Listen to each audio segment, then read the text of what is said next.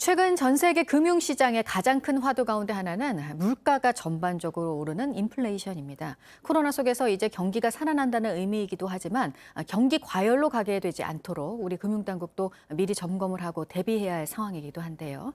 특히 소비자들이 많이 오른 물가를 요즘 체감을 하고 있습니다. 이희령 기자입니다. 주부 조선아 씨는 요즘 오르는 물가를 피부로 느낍니다. 고기도 작년, 재작년보다 올해 좀 더 많이 올랐거든요. 세일해서 싸게 판다 이렇게 붙여놓은 가격이 그전에는 좋은 고기 가격인 거죠. 조 씨가 지난해 쓴 가계부와 올해 가계부를 비교해봤습니다. LPG 자동차에 충전하는 가스비 7,000원 정도 더 들었습니다.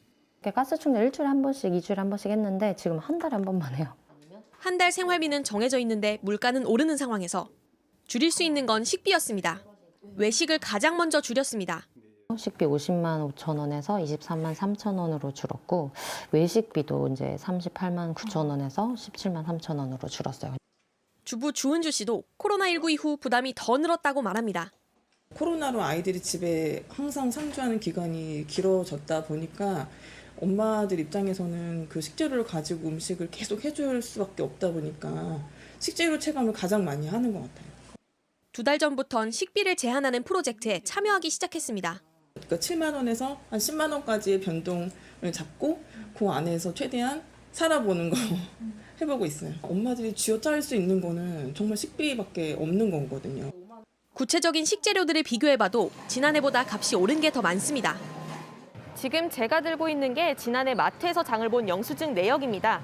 이때와 똑같이 물건을 샀을 때 그럼 지금과는 금액이 얼마나 차이가 나는지 한번 확인해 보겠습니다.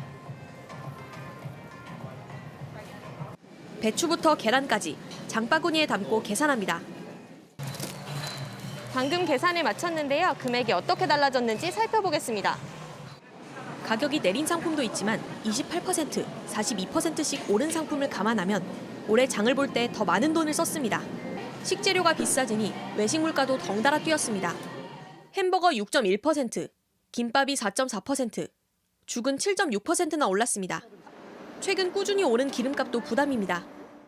같은 가격을 넣었을 때 적게 들어가니까 보통 5만 원 넣으면은 거의 가득은 아니어도 반 넘게 차는데 지금 한 반 정도? 정부는 미국의 높은 물가 상승률에 과도하게 반응할 필요가 없다고 하지만 소비자들은 불안합니다. 월급 생활자이기 때문에 들어오는 돈 똑같고 사실 그 가게 예산도 그 안에서 저축하고 그리고 또 빚 갚고 뭐 보험도 들고 생활도 해야 되는데 일시적인 거고 안정을 찾을 거다라고 하는 것이 사실이었으면 사실 좋겠고 정부가 전체 물가만 보며 괜찮다고 할 게 아니라 식재료를 중심으로 크게 오른 서민 물가를 안정시켜야 한다는 게 전문가들의 지적입니다. JTBC 이희령입니다.